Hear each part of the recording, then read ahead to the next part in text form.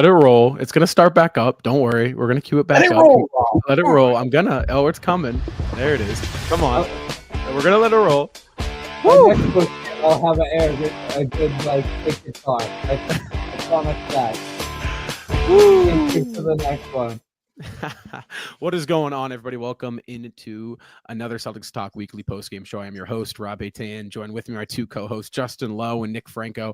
Guys, tonight the Celtics hand the Cleveland Cavaliers their first loss of this NBA season. Cleveland entering tonight's game was a perfect 15-0, the fourth team in NBA history to get off to such start, and the Boston Celtics were able to knock down that record real quick tonight. 120-117 was your final score from the TD Garden tonight, guys. Jason Tatum was clicking on all cylinders as he continues his MVP campaign for the 2024-2025 season. Guys, obviously a whole lot to dive into tonight. A lot of great things we saw from Boston over a lot of, not so great things that happened and transpired in that second half in the third quarter, more in particular, we're going to talk about.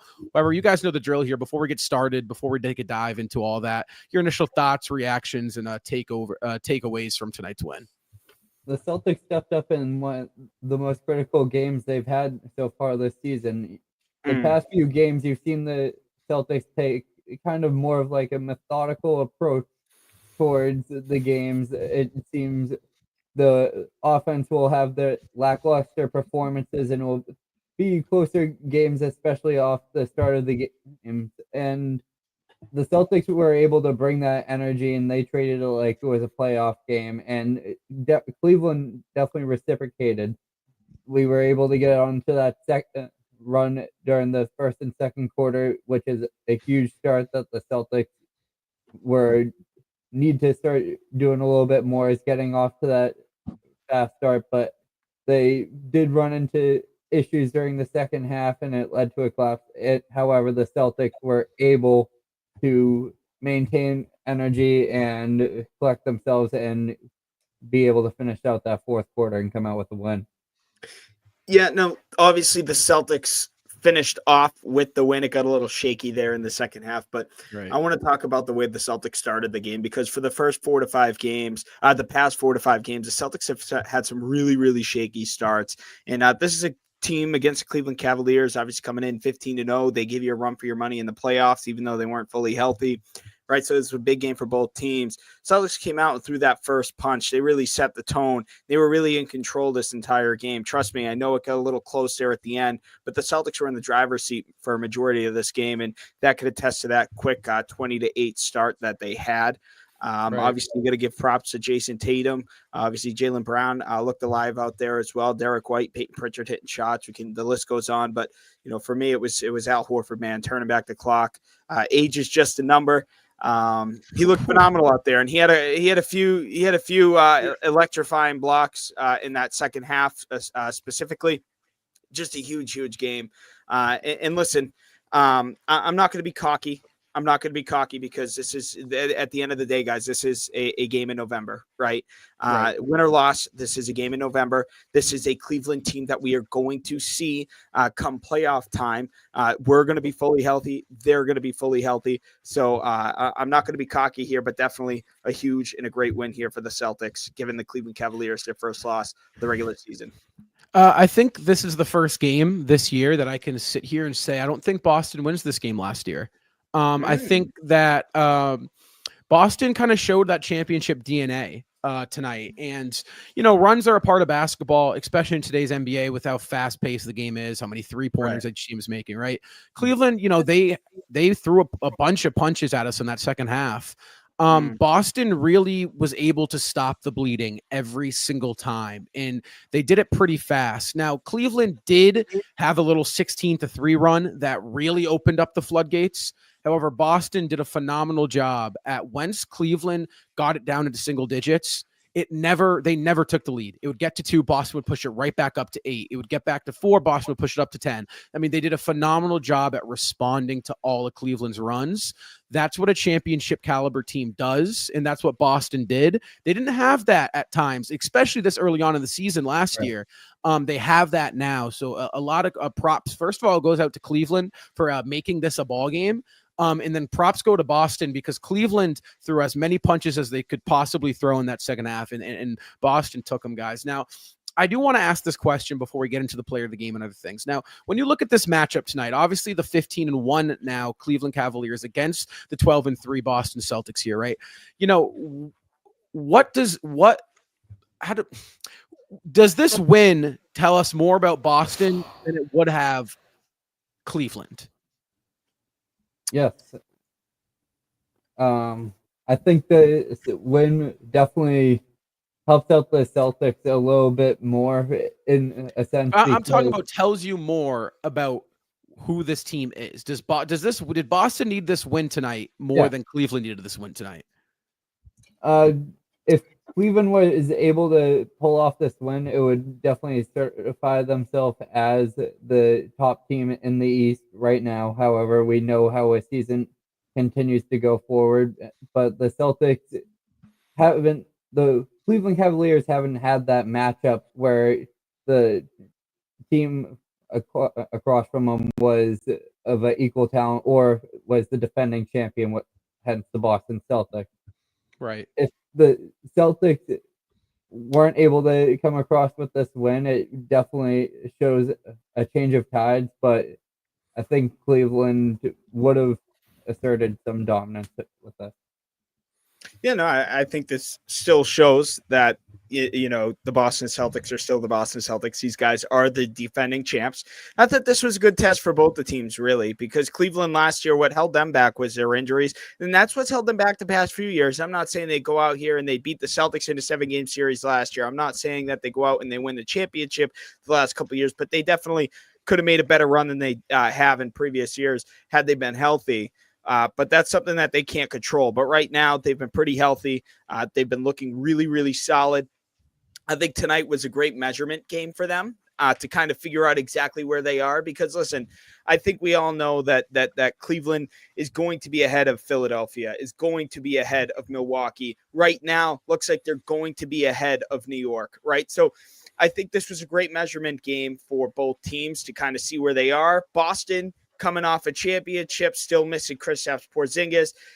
They kind of been struggling the past few games, kind of come back to reality here, and they come out and they have a strong performance against the Cleveland Cavaliers. But I think this was a measurement game for both teams, and I think this just tells you that right now in November, yes, the Cavs are respectively 15-1, and guess what? To me, doesn't matter who they played, doesn't matter who's been in, who's been out. Very impressive. Those just don't happen. Xavier was talking about it in the group chat. 15-1 starts just don't happen, right? It's happened 4 other times. 15-0 starts, right? So got to give Cleveland their props, but. Tonight, great win for the Celtics, and I think definitely it's very important because the championship was in the past, guys, and we're moved on now. So now it's like start new 82-game slate. Cavs coming out hot, 15-0. You're like, oh, geez, like maybe like Celtics were this team last year. Is Cleveland this team this year? So definitely a huge statement win for the Boston Celtics, saying basically we're still here with you. A statement win is exactly what I'd call it. You just nailed that. We're still the best team in the league. We still are the best team. Now, my answer to my own question, this game meant way more in terms of winning to Cleveland. Cleveland had way more to prove in this game, right? 15-0. They've been one of the top team in the NBA. However, you're coming to the defending champion's house. And something that I've always said here on this show is that when you're the defending champion, you are the team to beat until you are no longer able to win a championship, until you are knocked out of the playoffs, right? You are the team to beat. Tonight, Cleveland needed this win much more than Boston did to prove something and to make a statement to the NBA. Boston just reminded everybody, oh, yeah, no, like, haha, that was cute. It was right. No, we're still here. Right. Like that's what it was. And Boston did a great job with that tonight. And, when you talk about, doing a great job and we talk about making a statement, guys, we talk about the player of the game. And, honestly, it's become an every game thing for him. Your SeatGeek player of the game, guys, tonight is, yes, you guessed it, Jason Tatum yet again. Guys, now, Before we hop into Jason Tatum, I do want to give a quick shout out to the sponsor of the post-game show this year, SeatGeek. Guys, SeatGeek has you covered for all the best prices across any live event you could possibly ever want to go to. Guys, now is the perfect time to get Christmas gifts for your friends, for your family, for your loved ones.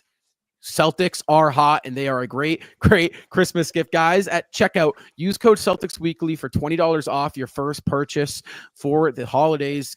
Big shout out to SeatGeek. The link is in the top of the description. And guys, let's hop in to the player of the game, guys. Jason Tatum tonight, 33 points, 12 rebounds, 7 assists, 6 made three-pointers, 2 steals, 50% from the floor, and 37 minutes of playtime tonight, Franco. Now, as Justin's under a cat attack right now, so he'll be right back. There he is. Playing with the loudest toys in the room.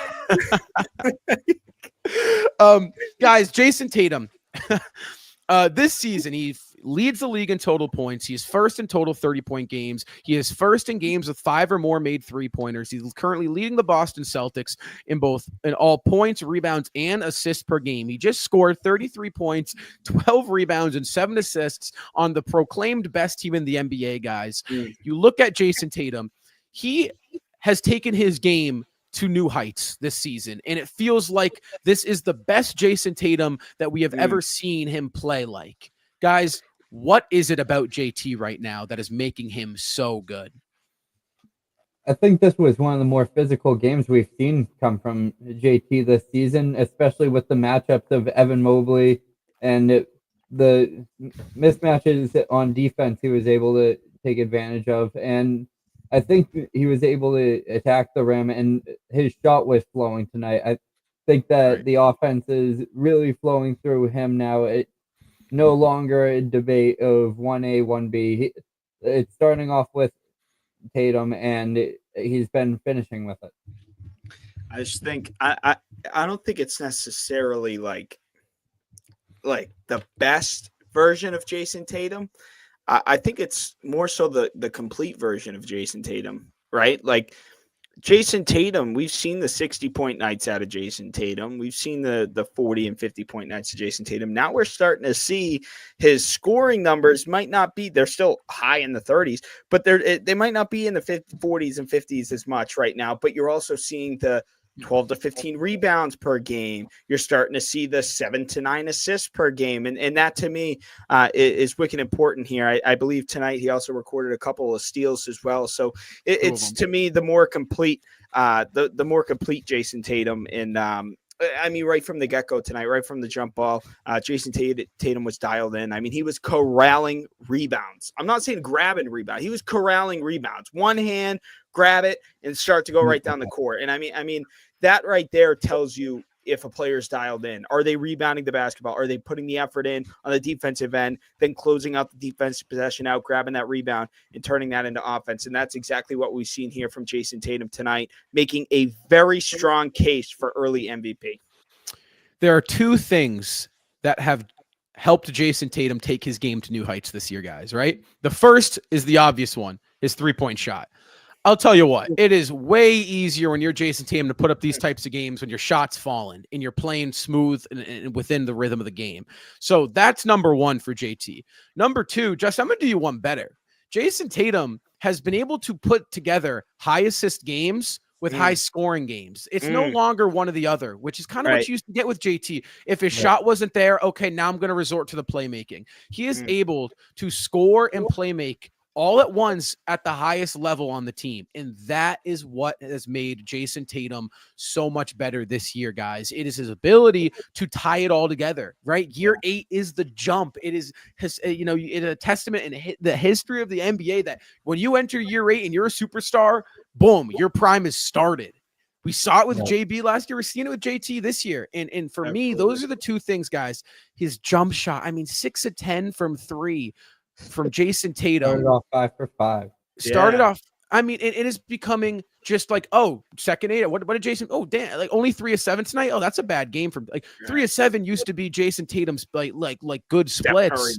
Yeah, right. And he has taken his game to another level behind the arc, and it has opened up the entire floor for him inside. So props to Jason Tatum, guys. Now, I hate to do it. I hate to get to the negative so quickly. It feels like, but why do we have to get to the negative so quickly? Well, there's so much positives to come out of this. There is. But there's one player I want to briefly touch on, and is Neemias Queta.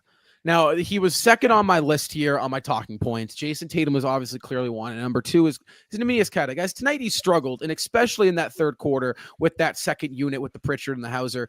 To you guys, what was the situation that Neemias Queta was in tonight that did not set him up for success? He was having a lot of troubles with reads. On the defensive end. Now, listen, and I want to make this very clear, and I still stand by this. The Cleveland Cavaliers, and I've said this for the past couple of years, have one of the deadliest front courts in the NBA of Jared Allen and Evan Mobley. That is a really, really, really strong center and power forward core. And that's elite, in my opinion, especially in this Eastern Conference. It's about as good of the competition as you can get.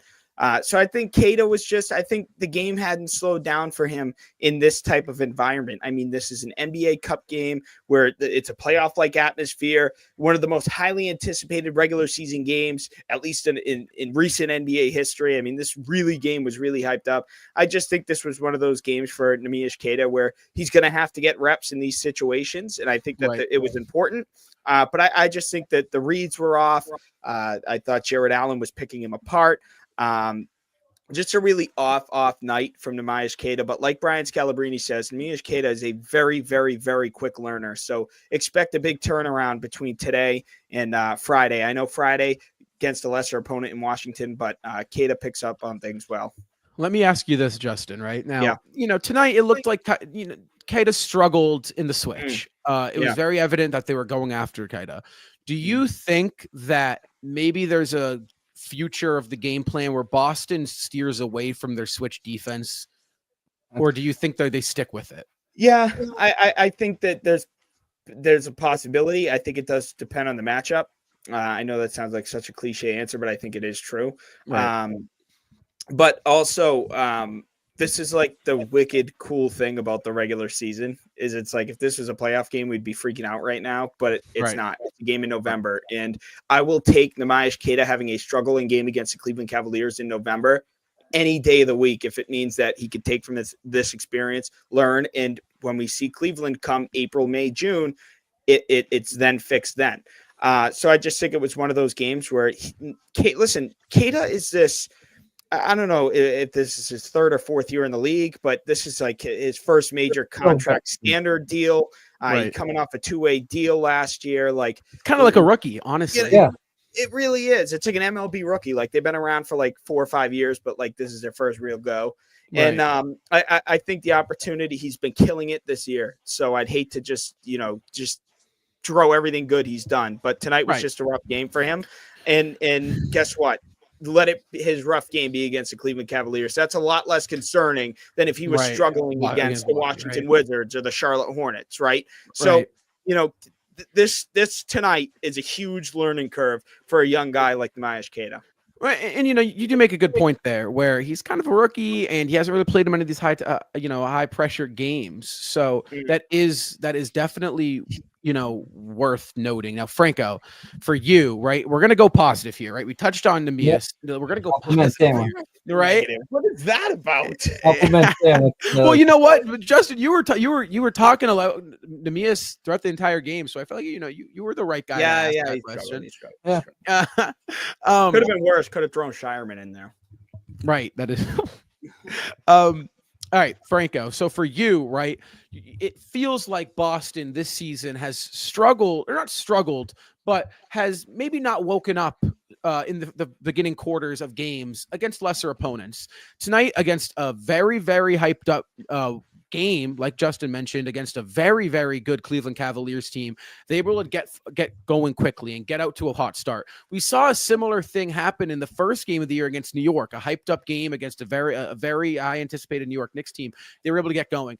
Do you think that Boston, might not wake up against the lesser opponents, or do you think that just tonight they were able, with more rest, they were able to get it going? You don't think it has anything to do with, who they're playing necessarily? I think it's a mix of both. They know what they need to do to win against every team in the NBA. They know what teams they need to bring a high energy start because you need to kick them down because they'll keep on coming after you. And the Cleveland Cavaliers are definitely the team that's going to be the problem for the Celtics later on if all stays well for them and they stay healthy.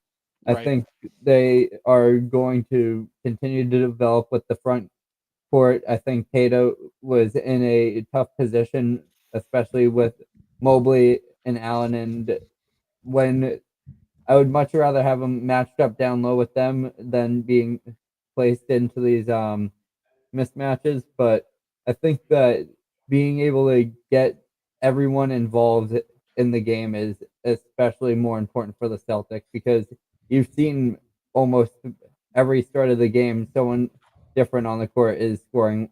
It will be Tatum will get the first shot. Everyone will have at least one bucket before someone takes over. Right. So tonight you mentioned it's a unique plethora of players that the Celtics team has. Tonight, right? Oh, Cowboys. You like that? Oh, Thank you. I appreciate that. I like it a lot. But tonight it wouldn't be fair to go through this post-game show without giving flowers to Derek White and to Drew Holiday. Guys, when you look at Cleveland's what was that face? You're just missing a name. You're just totally missing a name. Peyton Pritchard. Dude, dude. Jaylen Brown. Sorry. Dude, getting ready to drop an F-bomb live here. If you don't say number 42, Al freaking Horford. No, all dude. right. See, now that's why I can't. This is why I can't acknowledge Justin's facial expression because that's not where I was going with this. When you look at Cleveland's guard depth, right, it is probably at the top of the league. In terms of what they can do offensively. Yeah. Tonight, Drew Holiday and Derek White held their guards to very inefficient shooting games. Guys, Darius Garland tonight, 3 of 21 when guarded by, or just throughout the game. But the primary defenders tonight, guys, were Drew Holiday and Derek White. On the flip side of things, Donovan Mitchell, 13 of 29, 45% from the floor is a little under where Donovan Mitchell likes to be. Obviously, 3-11 from behind the arc. So, again, we know how good Drew Holiday is, and we know how good Derek White is defensively. Yeah. But this matchup in particular, do you guys think that we might see Cleveland struggle against this Celtics team from those two guys to win what they can do defensively? Yeah, I think they could lose their step. Derek White and Drew Holiday have been slowed down. We thought that it seemed a little slow for Drew Holiday. It seemed like he was struggling with those switches. Tonight we saw what he's been capable of and why we loved him throughout the playoffs last year. I think that when they have the hard matchup of Drew's on Garland, White's on Mitchell, that's when things are very clear. I think that they'll end up winning over 50% of the isolation matchups on defense. And when the Cleveland Cavaliers started to come back tonight, you saw them just continuing to expose when Derek White and Drew Holiday were not on Mitchell or Garland. That's when they would find their open looks. That's when they would gain a little fire and be able to light up the scoreboard when Cato would be dragged out to the perimeter.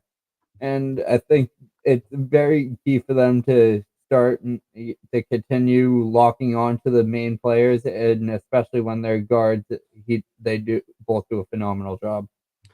I think when you look, I earlier I was talking about how amazing Cleveland's front court is. Their backcourt is just as amazing between Garland and Mitchell, one of the better offensive backcourts in the association. But when you look at the Boston Celtics and you look at their backcourt, Derek White and Drew Holiday, two of the best defensive players in the entire association, let alone in the guard spot, right? So I think that it doesn't matter if you're a backcourt of Cleveland's-esque or a backcourt of a Detroit-esque. Yeah, I mean, you have a phenomenal chance if Derek White and Drew Holiday are on your side. And they create havoc. They just absolutely create havoc. I mean, look at Darius Garland specifically tonight. really struggled. I mean, Darius Garland has had a career start to his regular season. He's coming off of some very, very, very impressive games here over this stretch of the past 15 games. And Derek White and Drew Holiday made it incredibly tough tonight for the Cleveland backcourt. You know, I think that when you look at the matchup, Celtics, Cavs, they are really going to have to get more out of Jared Allen and Evan Mobley. Obviously, we know what Donovan Mitchell can do, especially against Boston. He's a flamethrower when he plays the Celtics. But the small guard against a Drew Holiday or a Derek White is a tough ask for him to be your number two. And, you know, Cleveland has the luxury of they're a deep team. They can get some flexibility, kind of like Boston, where, you know, a series against Miami might demand a Kristaps number 2 option in a Brown number 3 option. Then again, series against Dallas where Brown's the number 1. You know, every series, every matchup is different. You're playing through different guys. Cleveland kind of has that luxury. They have that depth. I think they need to learn how to tap into that and steer away from putting Darius Garland in a situation, honestly, that, you know, he can't be successful in. And on the flip side, Boston, like you said, Justin, luxury to have these two guys. Absolute luxury. Another luxury, right? Something Justin's want to talk about here. He's nodding his head because he knows what's coming. Having an 18-year vet come into the starting lineup when your all-star caliber big man's out of the lineup for the first half of the year, and to perform at the highest level that he possibly can. Tonight, guys, Al Horford in the win. He had himself 20 points, 7 rebounds, 1 assist, 3 blocks. How about 4 or 5 from behind the arc? Al Horford is truly timeless, guys. We know that. But what is it about the big moments where we see Al Horford elevate his game to another level and turn the clock back to like you're watching 2015 Al Horford? Yeah, he's been here before, right? He's been in these positions for so many years. And specifically these past few years with Boston has become so successful. And Brian Scalabrine mentioned it on the broadcast. What a shooter Al Horford has turned out to be. This is a guy who had barely even attempted a 3-point shot until his later days in Atlanta, 7 to 8 years into his career. Now he comes in and now he's shooting about 4 to 5 threes a game, and he's knocking down a very solid percentage of those threes, specifically fourth quarter down the stretch, playing 30 plus minutes a game. This is just everything that you want to see from a 38-year-old. And I say 38-year-old, 38 is just a number. I mean, Al Horford has been just on a whole other level. And as you mentioned, Rob, this is with your all-star big man, Kristaps Porzingis, out of the lineup. This is with a tight rotation, so no Tillman and no Cornette. And then obviously Neemias Queta tonight, struggled tonight. So just huge credit to Al Horford. He's always staying ready.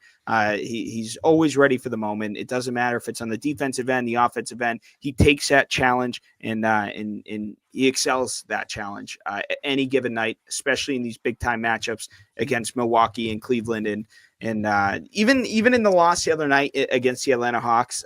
He was just so terrific, and it's great to see Al Horford continue his success. And we saw this last year against the Cleveland Cavaliers in that Game 5 clincher.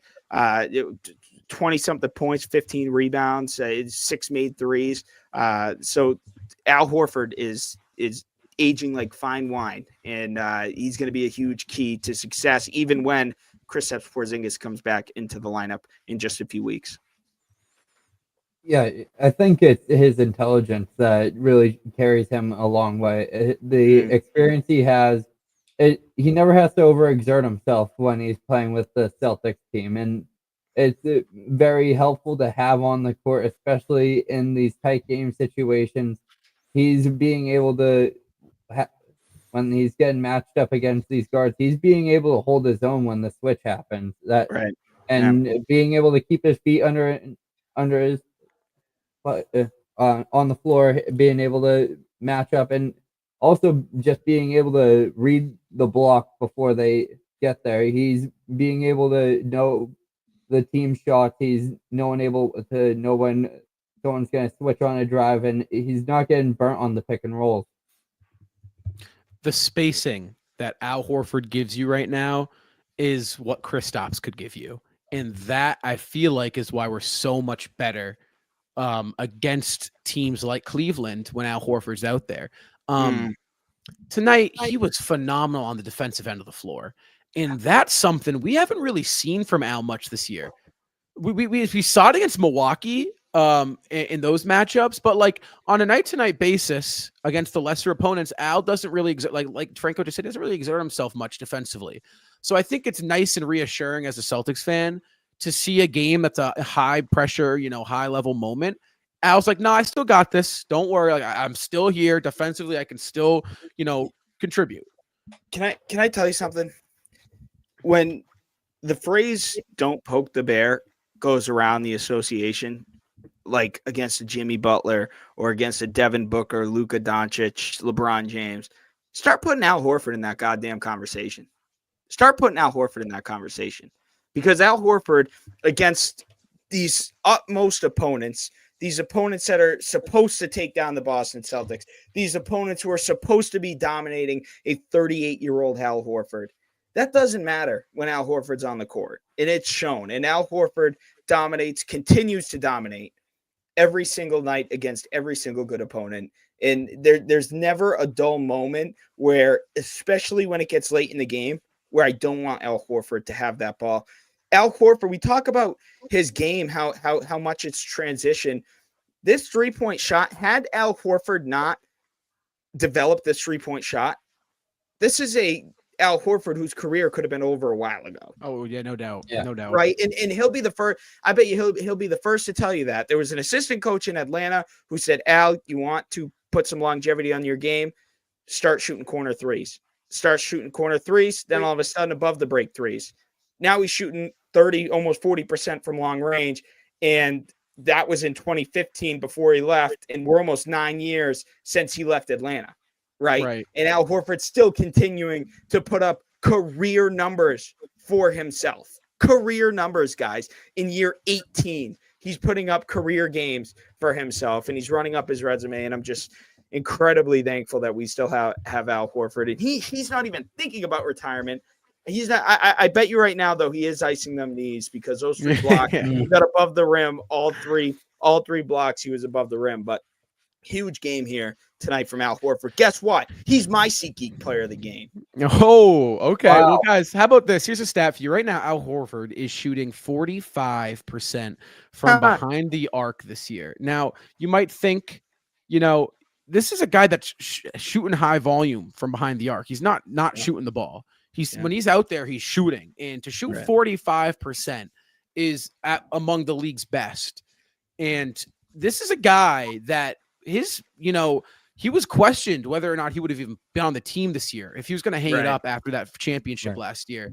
And Horford comes in and he's playing arguably even better than he did last year. I love it. And, props go to OG, to Al, because he has taken his game to another level this season. And that's what you look for. That's what you look for in a player like Al Horford.